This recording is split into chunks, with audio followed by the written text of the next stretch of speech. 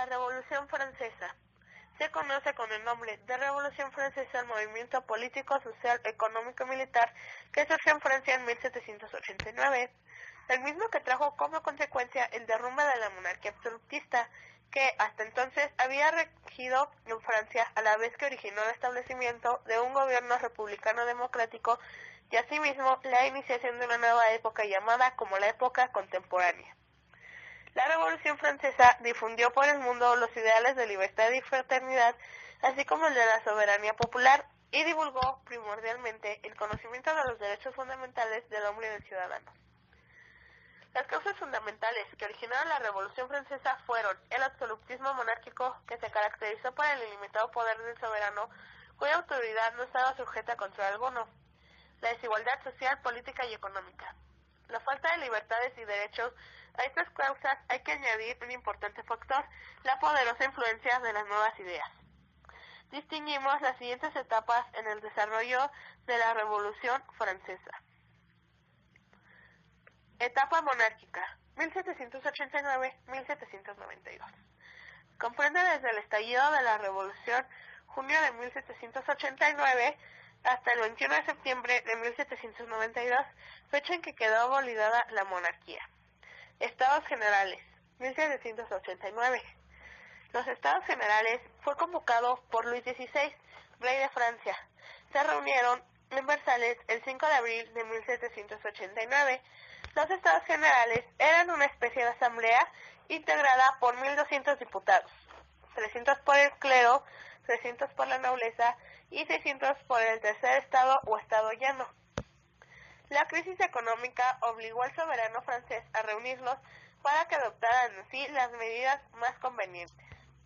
El tercer estado quiso aprovechar de dichas asambleas para presentar las peticiones favorables al pueblo.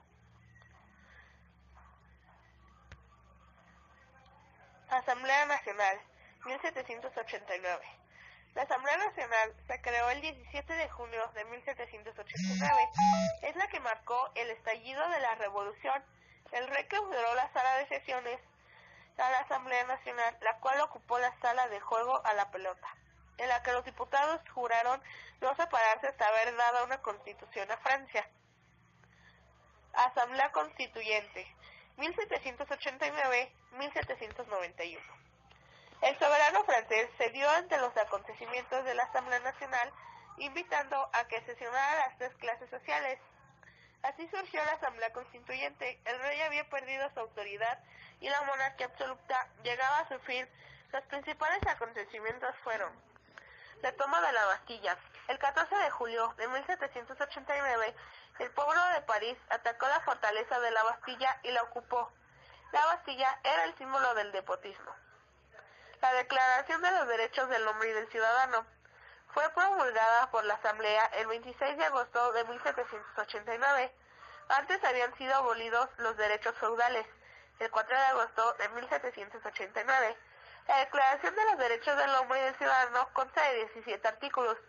Se refieren principalmente a que todos los hombres son iguales, que la soberanía reside en la nación, que los derechos naturales como la libertad, la igualdad, la propiedad, la seguridad y la resistencia a la opresión no deben ser violados, como tampoco la libertad de pensamiento y creencia.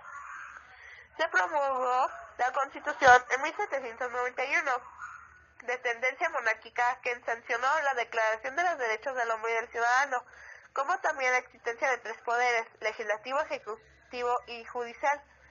Se promulgó la Constitución Civil del Clero, por la que los bienes de la Iglesia pasaban a poder del Estado y el nombramiento de las autoridades eclesiásticas se harían en adelante por la elección del pueblo. Huida del rey. Luis XVI pretendió huir al extranjero, pero fue descubierto en Varennes y luego detenido y encerrado en las Tuileries. La Asamblea Legislativa, 1791-1792. Esta asamblea se mostró más hostil a la monarquía. Los principales acontecimientos que surgieron durante ella fueron: declaratoria de guerra a Austria, donde las primeras acciones favorecieron a las austroposiciones por los ejércitos revolucionarios.